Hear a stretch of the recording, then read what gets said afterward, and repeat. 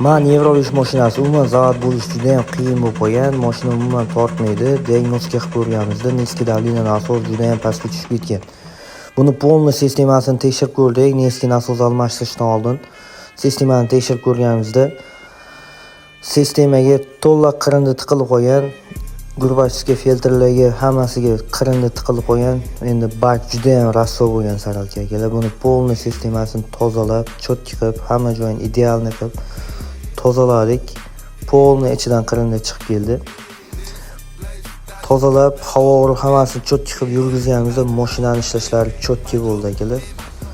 Bir e'tibor berib qo'yamiz baklarga, mana shunaqa filtrlarga, stayaklarga hammasiga e'tibor berib qo'yamiz. Mana shunaqa musorlar to'lib, ko'chada shofyor akalar qiynalib qolyapti. O'shaning uchun bir e'tibor berib qo'yish tavsiya qilamiz akalar.